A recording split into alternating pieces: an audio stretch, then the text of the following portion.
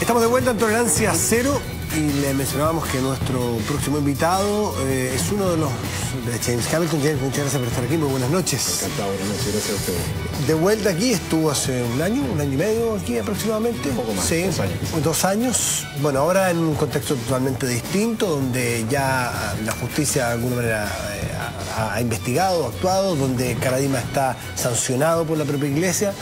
Pero sobre todo el contexto de esta semana de una demanda civil que plantean ustedes tres.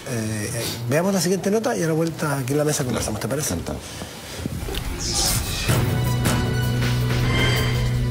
Esta lucha ha sido la lucha de mi vida. Nunca va a ser suficiente aquello que se pudo o se puede o se está haciendo.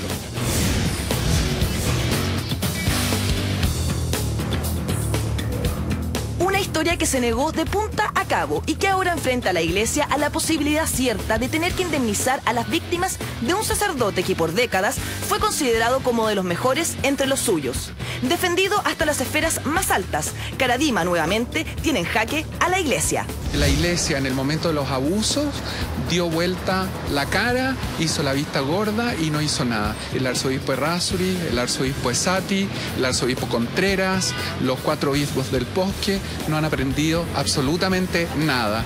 Aquí no solo son responsables los abusadores, también son responsables quienes estaban ahí para impedir estas cosas.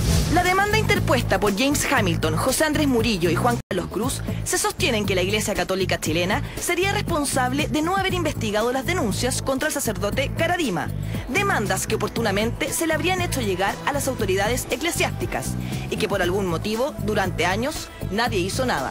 Si la Iglesia dicta una sentencia en este caso, ya siento yo que hay una reparación importante respecto a las víctimas por las cuales el padre Karadima cometió un delito. ¿Y dónde estaba el guardián? Por algo la iglesia se le dice la madre iglesia católica. ¿Dónde estaba la madre que tenía que proteger a sus jóvenes peligreses?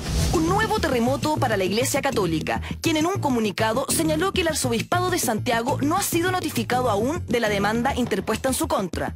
El arzobispado reitera una vez más su compromiso esencial con las víctimas de los abusos sexuales. Compromiso que las propias víctimas ponen en duda. Me pareció casi una broma mal gusto cuando nos dicen, mire, nosotros los hemos acompañado, pero no podemos indemnizarlos. Y yo diría, ¿qué? ¿Eso funcionaría si fuese cierto? La pregunta que yo hice públicamente fue, ¿cuáles son los actos de acompañamiento? Es otra oportunidad en la cual la Iglesia quiere entrar en diálogo, en este caso con las víctimas del padre Karadima, pero también con el Estado chileno, que es el que finalmente le va a corresponder determinar en los tribunales de justicia si la Iglesia, en este caso, como institución, es responsable extracontractualmente de los hechos que cometieron otras personas.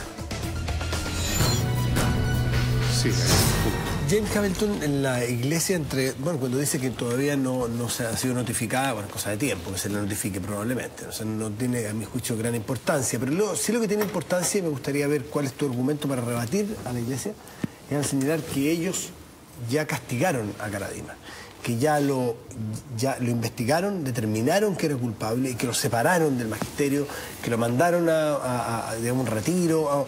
Es decir, que reconocen la culpa de Karadima y que ellos han estado, bueno, acompañando, ayudando, en fin. Yo sé que ustedes sienten que no ha sido así, pero no repara lo que dice el sacerdote jesuita Guidi, Marcelo Guidi. ¿No creen ustedes que repara en algo ya el que la iglesia haya separado a Karadima? A ver, yo quisiera precisar las palabras. Nosotros no estamos aquí dando argumentos ni contraargumentando con la iglesia. Nosotros tenemos un fallo. Tenemos un fallo que nos costó sangre a todos. Y yo quisiera tratar de ordenar esto y ponerlo en contexto, porque en el comunicado de la iglesia dice que ellos, ¿no es cierto?, iniciaron un proceso contra Karadima. Bueno, yo quisiera especificar que esto se inició en 2003 por las denuncias que hizo personalmente José Andrés Murillo y por escrito ante el cardenal Errázuriz, que dice, acá tengo el dictamen, no la investigación, de la jueza González, ¿no es cierto?, donde dice específicamente que no quiso verlo, no tenía ganas de verlo, así dice textual. Posteriormente va donde Esati, que lo considera que esto es un anónimo. Esati, que era arzobispo auxiliar de Santiago, un cómplice también. Esati le cerró la puerta 2 veces. Iba patrocinado por nada menos que un sacerdote que en ese momento era Juan Díaz, vicario de la educación. Entonces, ¿de qué estamos hablando? Entonces, esto de que la iglesia se puso a, ¿no es cierto?, a juzgar a Caradima. El 2005, enero del 2006, ¿no es cierto?, viene la denuncia mía, ¿no es cierto?, con vicario, con Monseñor Escudero y también, ¿no es cierto?, con un notario eclesiástico, un sacerdote del Opus Dei. 2005, y en ese momento, ¿no es cierto?, tengo aquí también la declaración, nada menos que de Fermín Donoso, quien luego después retoma el tema, y quien dice específicamente, no estoy hablando aquí de ninguna opinión, estos son fundamentos, estos derechos está establecido, ratificado por la Corte Suprema, y nadie fue a presentar ningún tipo de alegato previo, ¿no es cierto?, en que puso algún tipo de queja sobre lo que estaba aquí. Quiero basarme en eso, supongo que ustedes leyeron todo esto, ¿no? Algunas cosas en su momento, los fallos que fueron públicos. ¿Cómo la cosa? No sé, po. Supongo que usted está al tanto, porque si no... pero tenemos 2 millones de personas que están mirando y que quieren saber de qué se trata. Esas 2 millones de personas, aquí dice textual, ¿no es cierto?, los informes, ¿no es cierto?, en relación al padre Escudero, en que él dice que el cardenal habría archivado el asunto. Eso es el 2006, 2007 en que inicia el proceso, y este proceso además patrocinado por lo que yo llamo el cleaner. El cleaner, el que hacía el trabajo sucio, que era Monseñor Contreras, que acompañaba a la distancia a Juan Carlos Cruz, acompañaba a la distancia, ¿no es cierto?, a otros querellantes de los casos, ¿no es cierto?, de Valparaíso con Monseñor Duarte, que ahí estuvo, ¿no es cierto?, otro sacerdote apoyando a uno de estos jóvenes, que también terminó el sacerdote siendo sancionado por la propia iglesia, ¿no es cierto?, por proteger y tratar de avalar a esa demanda. ¿Qué ocurre? Que en ese momento se cierra todo esto, se acaba, se le echa tierra. Es la manera sistemática en que han actuado. Y posteriormente se inicia el proceso de nulidad. El proceso de nulidad que por parte mía, que lo toma directamente, ¿no es cierto?, dadas las supuestas acusaciones, que era lo mismo que se había presentado antes, lo toma de la mano, él se encarga de ese proceso, el cardenal Errázuriz, quien además se encarga a través de mi abogado eclesiástico, Paco García Vinuesa, y del juez de la causa, señor Zúñiga, quien, y aquí también sale, se preocupa de hacer una carta que yo tenía, una especie de declaración en la cual yo tenía que reconocer que yo era gay, lo cual no soy, no tengo nada en contra, todo lo contrario, pero cabía que no era, y que además que yo reconocía que yo tenía una relación estable con Caradima. Carta que aquí el señor Zúñiga, ¿no es cierto?, dice, reconoce haber remitido el documento cuya copia, foja, etcétera, al abogado del señor Hamilton, pero en su opinión ella está conforme a derecho. Bueno, esa carta fue justo cuando llegó Bertone a Chile. Y me pusieron esa carta como condición para que me saliera la nulidad. Lo que quería en ese momento, no solo, acá estamos hablando de un tema de mirar para el lado, sino que una acción directa a tratar de disuadirme y limpiar a Caradima por parte de Errázuriz, Bertone y el... ¿Quién te ofreció juez, eso o quién te pidió esa suerte de extorsión? El señor Zúñiga por directa indicación del cardenal de Santiago. Ahora, perdón, yo te pregunto... Momento, sí, es que déjame terminar para ponerte en contexto. Bueno. Cuando todo esto ocurre, ¿no es cierto?, el 2009 me junto a tomar un café con Hans Kast en la clínica Santa María. Y le digo, Hans, esto no puede ser, se filtró esto al resto. Contemos quién era Hans Kast. Hans Kast en ese momento era canciller de la Iglesia de Santiago. Un poder, de alguna manera, importante. Hans Kast pertenecía a la Vía Unión y se había salido. Y le informamos, le decimos, Hans, mira, está ocurriendo esto, se filtró esto dentro de la iglesia. El obispo Arteaga quiso ir a dar testimonio en contra mía en el proceso de nulidad, quiso poner testigos, lo cual le aceptó el señor Zúñiga porque aceptó un testimonio de Morales, ¿no es cierto? Y queremos reactivar esto, no sabemos qué quedó, ¿qué podemos hacer? Es que tienen que hacer una nueva denuncia. Hacemos la nueva denuncia. Por lo tanto, cuando sale en ese informe, ¿no es cierto?, de que el cardenal o la iglesia de Santiago habría iniciado este proceso contra Caradima, eso es falso. Lo iniciamos nosotros por tercera o cuarta vez frente a Hans Kast, que sí sabía lo que había pasado y que aquí también declara, ¿no es cierto?, haber reconocido todo esto ilícito. En ese momento es que nombran a Fermín Donoso y Fermín Donoso dice, porque le entregan la otra testimonio y dice, esto lo había archivado el cardenal. Yo solo te pregunté si estimabas como acto reparatorio la sanción a Caradima. Mira, la sanción a Caradima por parte de la propia iglesia no es un acto reparatorio. es un acto de justicia mínima, que es muy distinto. Nosotros, en nuestro foro interno, como agredidos, podemos ver qué es lo que nos parece a nosotros un acto de reparación. Pero eso fue un acto de justicia que fue impulsado con duro esfuerzo de exposición pública, de dolor familiar, etc.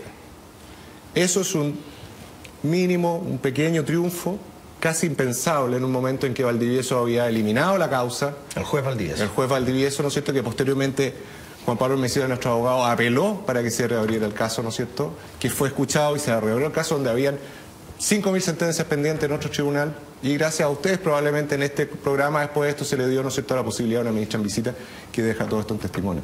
En un dictamen bastante interesante, como vamos a ver algunas últimas cosas. Fernando.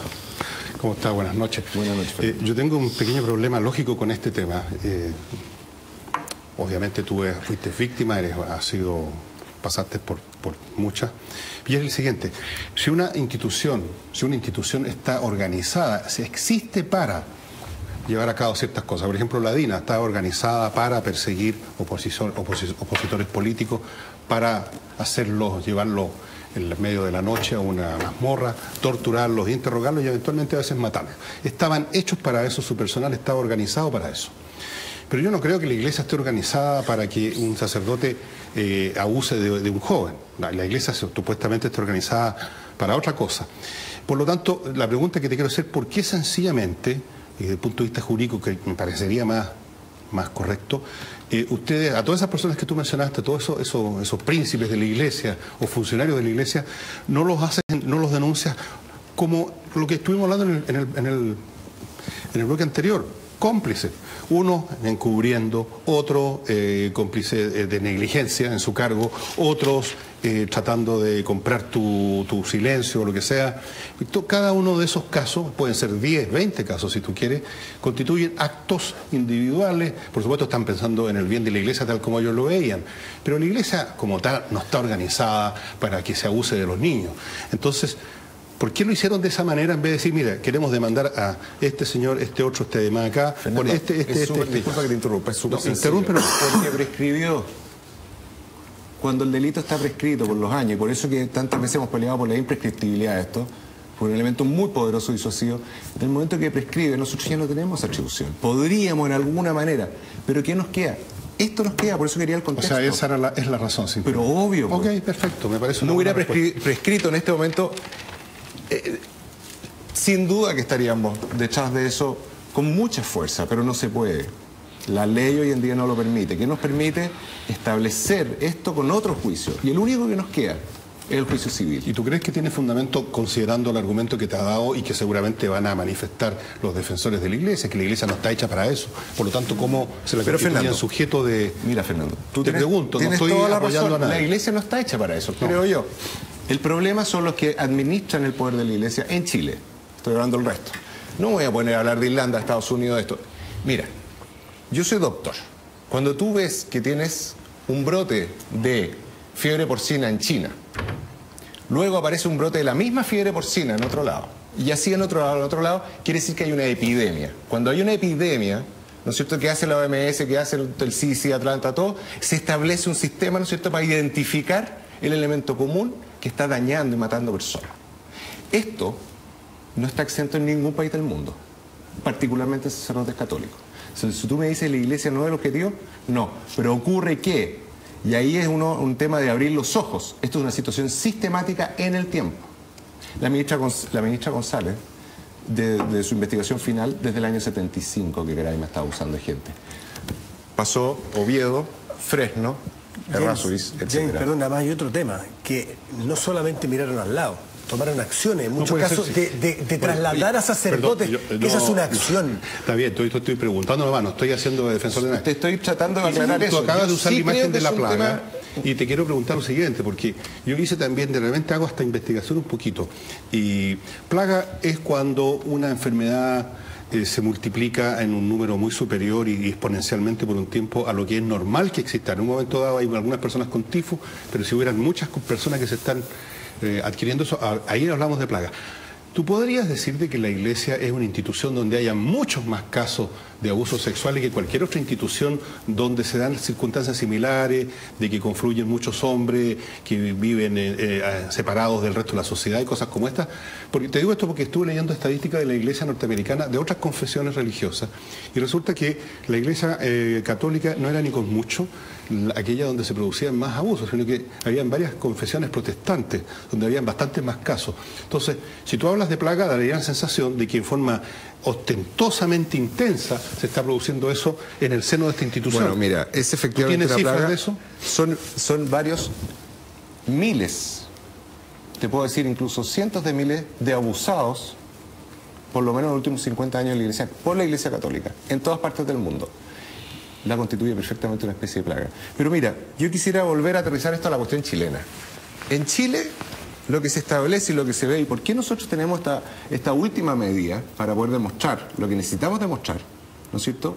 Porque es un camino que hay que terminar. Esto no puede quedar toda la gente que encubrió, ¿no es cierto? Sí. Así como, mira, yo no supe nada. ¿Ah? Mi servicio de inteligencia no... Aquí es ultra jerárquico. El obispo es garante. Tiene control de todo. Y,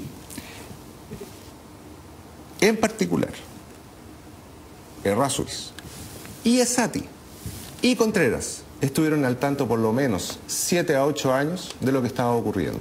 Y no hicieron nada. Tuvieron intentos patrocinados por sacerdotes jesuitas, por vicarios de la educación, ¿no es cierto?, de denuncias. Ni siquiera dieron la opción de hacer una denuncia formal. Las denuncias formales fueron frenadas y archivadas, como dijo Fermín Donoso. Y cuando ya no resistía más el sistema, ¿por qué? Porque estaba el proceso de nulidad y que era un sistema que ya se había violado todos los secretos que podía haber tenido, ¿no es cierto? En ese momento, cuando iniciamos la segunda denuncia formal, amparados por Hans Kast en su oficina con el sacerdote Muñoz, se ven en la obligación de iniciar este proceso. Entonces, aquí no estamos hablando de mirar para el lado. A mí me amenazaron, o sea, en el fondo me chantajearon que yo dijera algo que no era para ver si yo me conseguía mi nulidad. De momento que yo dije que no, justo cuando viene a Bertone, pedí reunión con Bertone, me la negaron. Pedí reunión con Contreras, me la negaron. 3 veces pedí reunirme con el cardenal Errázuriz. El sacerdote Percival Cowley insiste y declara claramente que él llamó a Esati, habló con Esati, habló con Errázuriz. En las 2 oportunidades lo retaron. Y le dijo, todo eso son mentiras, está aquí.